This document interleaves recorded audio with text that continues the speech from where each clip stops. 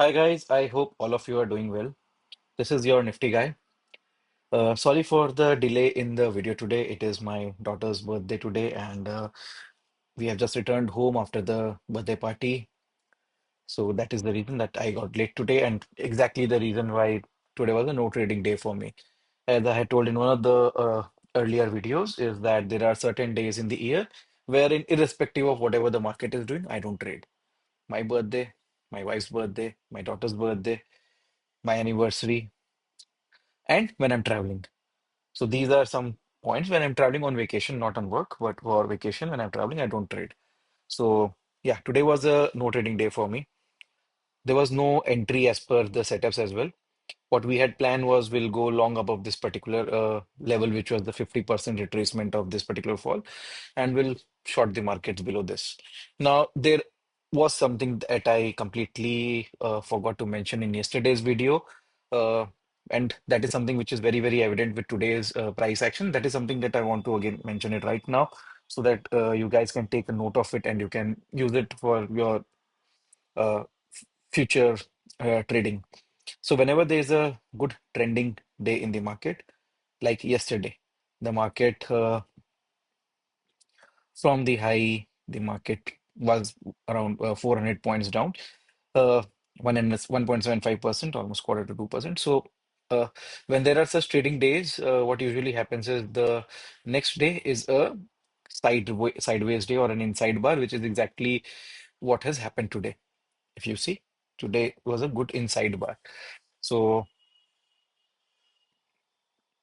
that was it, which I forgot to mention yesterday. And also, the reason why I had told that if we are planning a short trade, we will wait for a pullback was because on days like this, when people close their positions around, when markets close around the bottom after a good fall, if the next day opens flat or maybe with a gap down, and then it might reverse, trapping all the people who had created shorts or who had carried shorts overnight or who had missed out on this entire fall and had just created shorts the morning in major FOMO. So, uh, if that is the scenario, then the market rallies upwards, and that is why you should always wait for pullbacks when trading breakouts and breakdowns. For tomorrow, we'll keep the plan very, very simple. Because I'm making the video so late, we have the liberty of checking out US markets, and we can, by checking out US markets, we can see where are we more probable to open tomorrow. So this is my watch list again. Another thing that I could share with you guys is this is how I keep a track of everything and what's going on in the market. Although I trade only Nifty, I keep a track of everything. So this is Nifty, Bank Nifty, Pin Nifty. This is India VIX. This is Nifty Mid Cap. And then there are different all the sectors: IT, auto, energy, FMCG. Then there are the global indices where I have the dollar index, USD INR. These are some bond yields charts, and yeah, US markets are doing fairly well. We have a look at Dow Jones. Okay, it's in a sideways range for after falling down. Okay, US markets are doing fairly well, so we should either open flat or with a gap up. Then coming down, I have the various major sectors in India with their major components. So this is Bank Nifty, the Nifty IT, Nifty Auto, Nifty Metal, Nifty FMCG, Pharma, so on. I had also added a section for crypto where just track. I don't invest in crypto, don't trade in them. So yeah, this is how again you guys should also have a look at creating your watch list. So create a broader view on the market and plus global markets as well. So what I also have is not just the US markets, but Hang Seng, DEX, then the France market.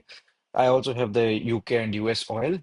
So yeah, I I look at these charts only over the weekend when I'm doing or forming a view about what is happening in the global markets.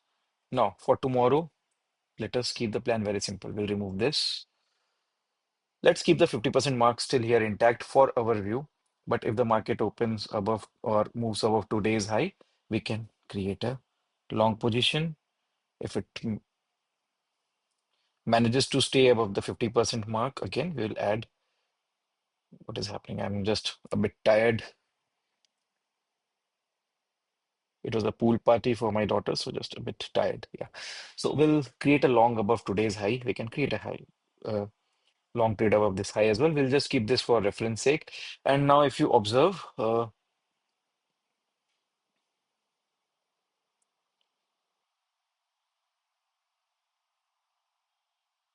there's this pennant kind of formation which is happening around the bottom.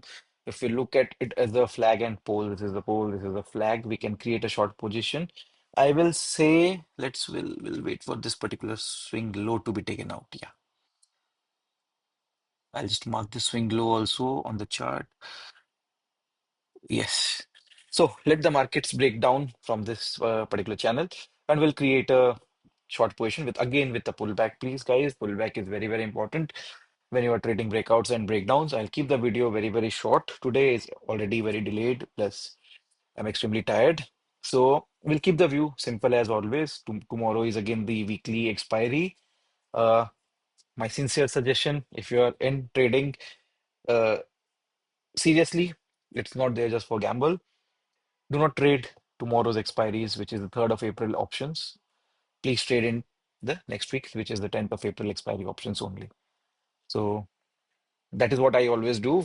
Expiry minus 1 day. So in case if I would have traded today, even today I would not have traded in the 3rd April expiry. I would have traded in the 10th of April expiry. That gives you a slight edge, plus saves you from the decay in case market goes sideways. So yeah, that's my 2 cents for today. In case you like my content, please like the video, subscribe to the channel, put down anything that you might have in the comments box. I'll see you guys again tomorrow, post the market. I hope you guys have a good day. Cheers. Thank you so much.